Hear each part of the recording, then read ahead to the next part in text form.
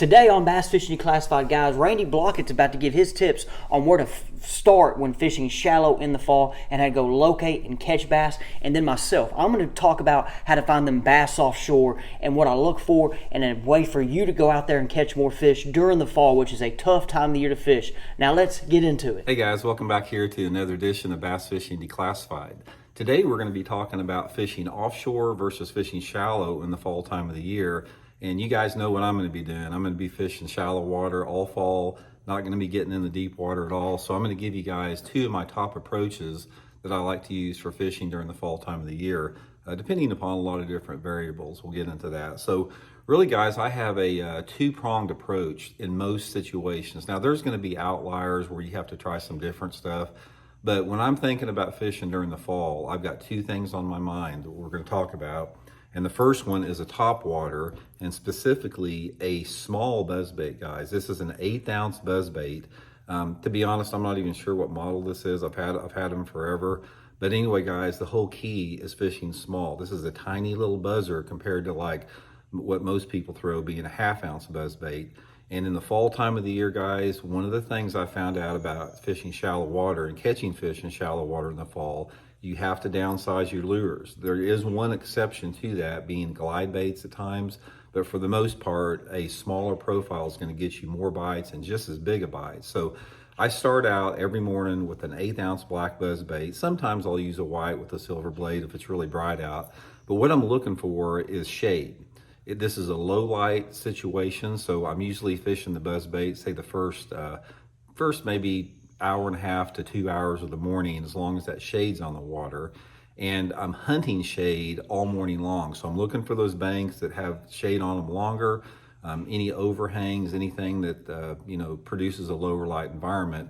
And my favorite place to fish this on, guys, is any riprap. So if you guys have dam riprap, if you got bridge, you like the overpass riprap, if you got riprap between docks, this is just money in the fall time of the year, right off the bat in the morning.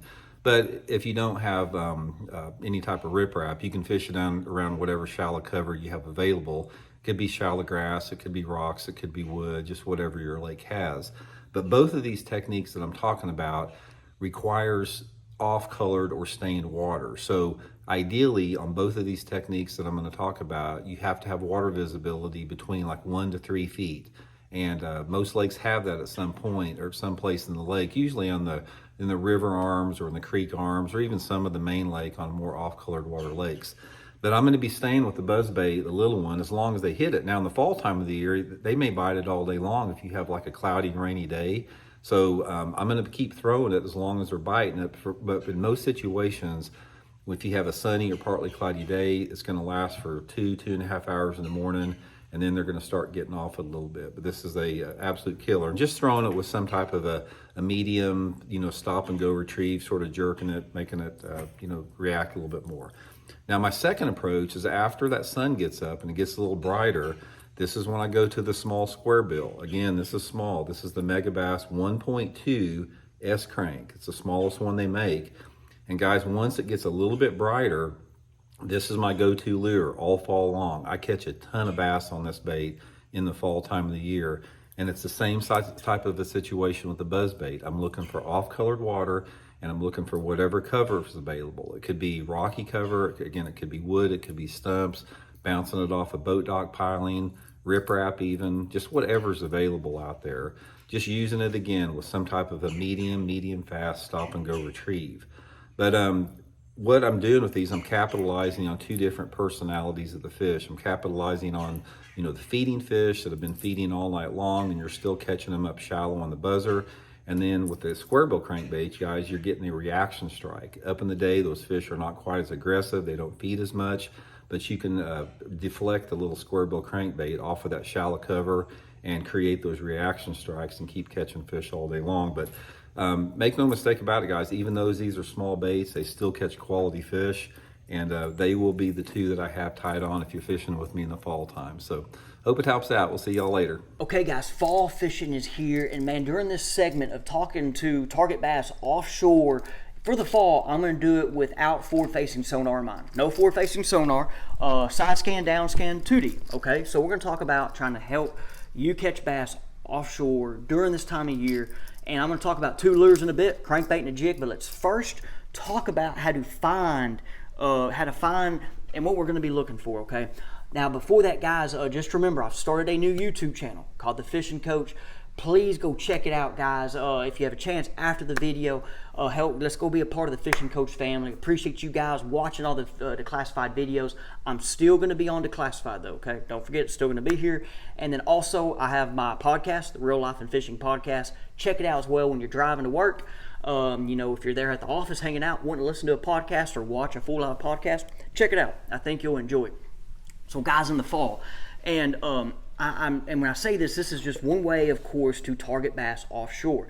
And it's a way that I learned how to do it when I was a young angler, and it still works to this day. Johnny actually talked about it last year on this channel. But guys, I'm gonna be focusing on creeks, okay? And I know some creeks are bigger than others. And as you hear, the shad migrate through the creeks during the fall as the water temp drops. Bass will follow, but then there's residential bass, and we're not gonna get into that. But what we're gonna need to find is we're gonna be looking for, follow that creek channel in creeks, but then you're going to need to look for a structure near these creek channels, okay? Flat points. It could be a high spot. It could be a hump, drains. Now, when you see these structures, then you need to find the cover. For me, it's going to be brush piles. It could be brush piles, rock. Stumps is the sneaky one, okay? So on your side scan, you need to don't forget about stumps. Mark them stumps, okay? And I say just, that's the cover, okay? Now, we'll talk about targeting them in a minute. For me, a lot of the time it's brush pile rock, but it could be grass, standing timber, depending on your lake as well. Lake Ouachita has grass, and that's a whole nother deal because Lake Ouachita is low right now. Some of your lakes are low, and so that being water level drop with grass is a whole nother animal. I shouldn't even talked about it, but let's go back to offshore fishing. Okay, sorry guys, I'm going everywhere right now. So, what I'm going to do, okay, is I'm going to go try to pick a creek, all right, on my lake. And all creeks are different, and each stage is different. But what I'm going to try to do is idle that creek and find these pieces of cover, brush, rock, stumps, whatever. And I'm going to mark them, okay? Now, as I'm doing this, I'm going to look and see if there's bait fish in the area. A lot of the time, guys, it's hard to see bass. Depending on your lake, it's hard to see them on that side scan, okay? If they're in that brush pile, or when you go over them with down scan, right? I know that's one question I get a lot. How do you differentiate bass? How do you know? And guys, I know if you're in Texas, it's a little different, okay? I fish in Texas. They're a lot easier to see than here in Arkansas. It's just the truth. So guys, if you see cover and bait fish, you need to fish that area, but don't fish it right away. Just kind of keep it like, hey, it's there. Bass are going to use these pieces of cover to help them protect themselves or kind of hide and then go out and target the bait fish. Now, they might not always be in the brush pile, as I've talked about. They can be around it, but it could be a stump, as in lately, I had a fishing trip, or a couple fishing trips as we're getting ready for this high school tournament. These fish are using these stumps. I mean, they are using them. You can have 4 or 5 big bass on a stump, and but what's nearby? Bait fish. They're just hanging around the stumps. Here comes bait fish, and they're going to go up, eat, boom. So guys, 1-2 punch.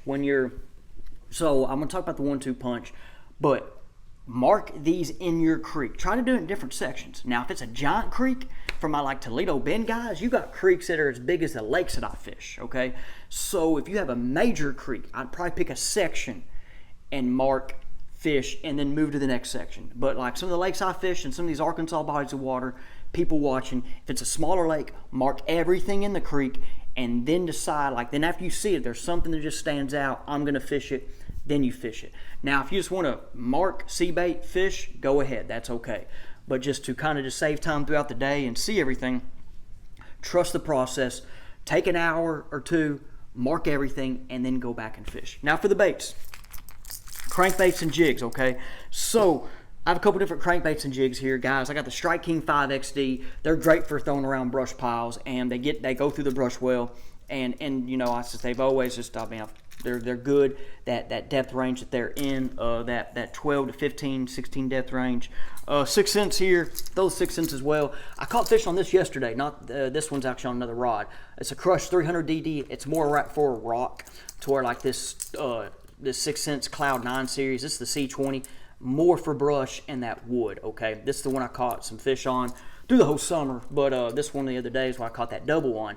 It's that shad drone color. I've talked about it in multiple videos. You're probably sick of hearing me about it, okay? So that's the C20. deeper plug. I throw the Spros as well. This Low John DD70 is that great tighter wobbler as well. Maybe another video. Leave a comment if you want me to see a video on talking about which crankbaits and when. As you see, I throw them all, and I hope to continue to throw them all. I like this having different brands, okay? One that I am now trying out, though, I've not thrown this one yet, but I've thrown the bigger styles, and this came from one of our Fish the Moment followers, fans, now a friend of mine. I'm not going to share his name just for privacy, but he put me on the Profound crankbaits. I've thrown them before, but you know, he kind of talked me into giving them a shot, and I've not thrown this one yet. This is the Z-Boss. Which one's this? 20, okay? I've thrown the 22 and the 24s. Man, they're great. Those are great for the AX 10XD type models. Got a couple colors I like. I got one color I like that I've caught some fish with. This is that Z, I said 20. It says dives 12 to 16, okay? I didn't even talk about this. Profound Outdoors, Azuma, okay? Timmy Horton, crankbait specialist, had a lot to do with these. So I'm giving these a try. So if any of you have watched Declassified, watch my segments, and like these crankbaits, let me know, okay? What's your thoughts on them? I've yet to pull one out of a box and it not run crazy either. Hopefully I'm not just lucky, not lucky. Now then my other approach, that crankbait I'm gonna make 2 to 3 casts, then that jig I'm gonna make 2 to 3 casts. This is the Fish the Moment offshore jig. And guys, I have it paired right now with the Toe Thumper Crawgill. It's in the Mojo red color, pretty neat colors, that kind of green pumpkin with a little bit of blue right there, and then that little sparkly red, okay? Guys, I know you've heard me talk about the Crawgill in other videos.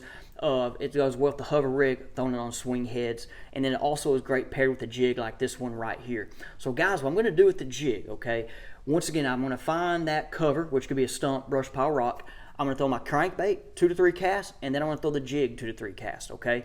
If I don't get bit in those 2 to 3 casts right, like this time of year, I'm moving on to the next one, okay? So I'm giving it both the reaction type of strike with a crankbait, okay, and then I'm giving it the more subtle, more kind of down there in your face with this, and one of them's a shad pattern, as you've seen them. One is the crawfish kind of style pattern, okay? So I'm trying to figure out, because all bass are different in personalities and moods, so I'm trying to go after them with 2 different approaches. And remember, it's fall, fishing is tough, okay? Don't be afraid to move on. We got to find them. In my theory, or my mind, they're eating somewhere, so I'm trying to figure it out.